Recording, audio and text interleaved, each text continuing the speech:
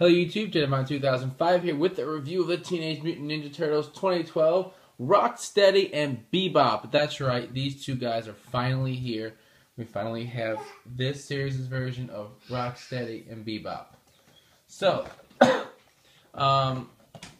here's our packaging, right? Same thing as we saw before with all the other figures. Rocksteady, rock-headed rhino.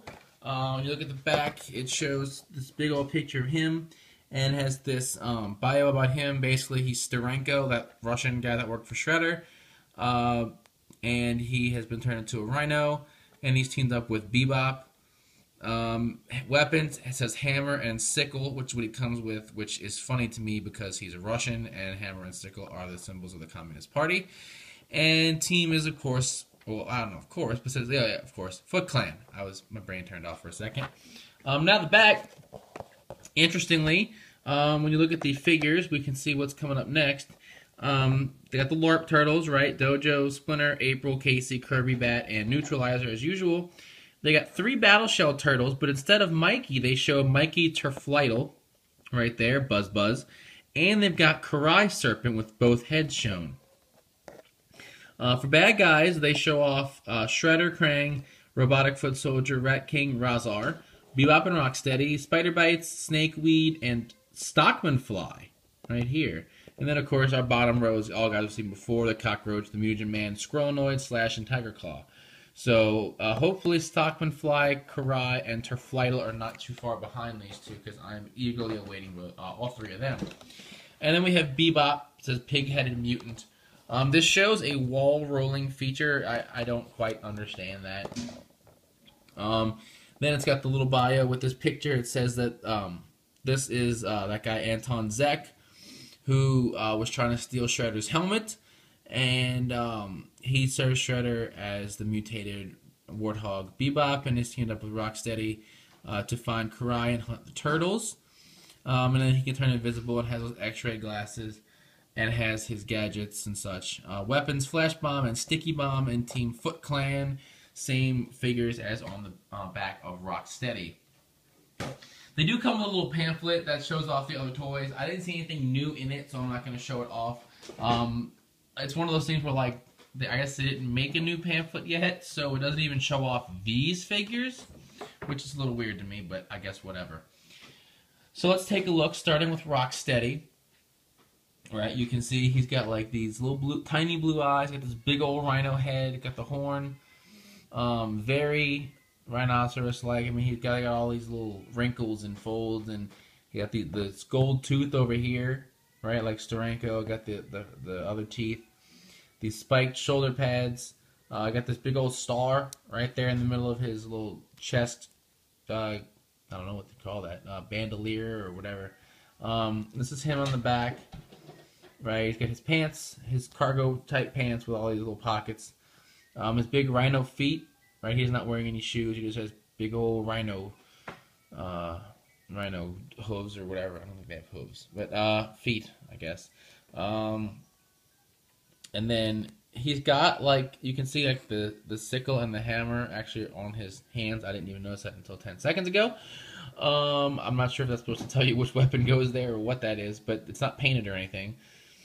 And let's see what we got. His head moves, right? His head actually comes in the packaging sideways, I guess because of the horn. His arm moves up and down. There's no outward motion. And then the wrists turn. That's about all you're going to get in the arm. There's no elbow joint or anything. There is, this waist motion here.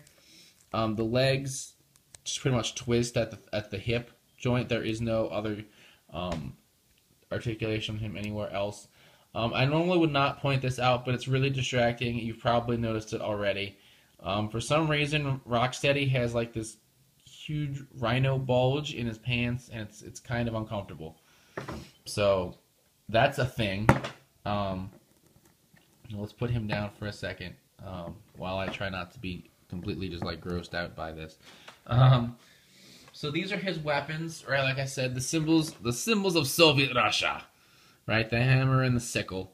So we can just go ahead and stick these in his hands, and you know, he can just fight America because that's what the Soviets do, is just fight America, I guess. I don't know. They're not really a thing anymore, but whatever. So here he is. I kind of hope he has these weapons when he goes to fight the turtles. Like, he just has, like, a random hammer and sickle he just pulls out of nowhere and attacks them with. Instead of a goofy laser gun. Next up is Bebop. Right? He still has the giant purple mohawk. That's awesome. Is symbolic of Bebop, from what we know from the original cartoon.